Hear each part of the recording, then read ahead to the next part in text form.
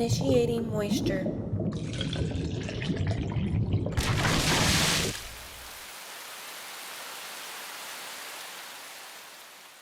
J.R.R. Tolkien is widely considered a pioneer in literature, but one thing the historians fail to touch on, one thing that just kind of squeaked through the cracks that only recently has been unearthed, is one of J.R.R. Tolkien's most ambitious goals that he never saw achieved. He aimed to create the world's most accurate moisture content analyzer, but alas, his mission failed. However, we here at Moist Meter headquarters have picked up his dream and brought it to fruition. We've made it a reality, the world's most accurate moisture content analyzer. And today on that chopping cock is Middle-earth: Shadow of War. Now the first and most important thing I want to touch about on this game is the most controversial thing surrounding this release, and that is the loot box system that they've included for no fucking reason other than just making some quick money. Now for those of you who don't know about loot boxes, I'm kidding, all of you know about loot boxes, I'm not going to give you the down low. So the way the loot boxes in this game work is you have a couple to choose from, such as a gold war crates, loot crate, shit like that. In the war crate you get some orcs, loot crate you get some loot, and they cost real world money, but the money can also be earned in-game. Now I already know what you're thinking, but Charlie, I poop with both cheeks spread, this is a single player game, how could loot crates be that big of a deal? Well, the issue here is, while the game can be played just fine without them, towards the end of the game, you have this absolutely absurd, just downright preposterous grind to get the true ending that is really sped up if you get the loot crates, obviously, but it almost seems encouraged to get the loot crates because who's going to spend 50 hours doing the exact same shit over and over again to get the true ending?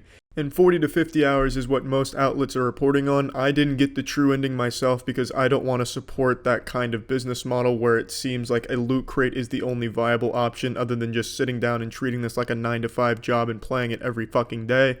So I will say now I didn't get the true ending, but I can go watch the true ending on YouTube for free, and I think that's a much better deal than supporting some shit like this. But the point I'm making is it seems like they stretched out this grind for no reason other than to make people throw their arms up. Oh, fuck it, I guess I'll spend $20 to speed this up because I want to see how this ends. I want the closure. And that's a horrible business practice. Now, admittedly, I've spent more on less. I've wasted money before, as we all have. I mean, one time I spent $100 on a fucking brass pocket trumpet I had no clue how to play. Still don't know how to play, but it was on sale and it seemed like I was losing money not buying it. But at least that money helps support somebody or some practice that isn't inherently evil like this loot crate system is. Warner Brothers throws us in here just for that easy, quick cash because loot crates are the new thing in this gaming world. Loot crates are in everything. It's just this form of gambling. It's addictive. It seems like it's the best way to make money in the video game industry, and it's a horrible practice and does nothing but hinder games that it's in, and it's in pretty much everything. Now that that's out of the way, let's talk about the actual game, which is pretty damn good. The story is easily the weakest part of this title. It's just very predictable. It's not very interesting. There's a whole lot of exposition, a lot of dialogue, but all of it is so incredibly stiff and cliche. Oh, what do you mean? Nazgul, you're betraying me? I can't believe it. Oh, I didn't see that coming. It's just everything is very uninteresting. The story is just not good. It's pretty damn weak. Characters are nice though. I actually thought the characters were good. In a pretty bad story, I was surprised that I actually liked a few of these characters. When I say a few characters, I don't even mean the main story characters. In fact, I really didn't care for any of those. I mean the orcs. The orcs have a lot of personality. Bruce the Chopper is my favorite character in the game. The orcs are just so fucking great. They blow the main stiff characters out of the water. They're brilliant. The orcs steal the show in terms of likability and in terms of they seem alive, whereas all the other characters just feel like fucking marionettes. The orcs are fantastic.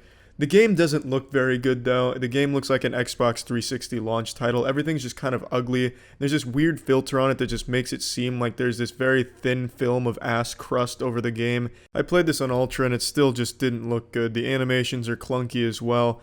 But now where the game really shines is the gameplay and their fantastic nemesis system. And they have so much depth to the orcs and killing orcs and manipulating them and building your army. It's just so great.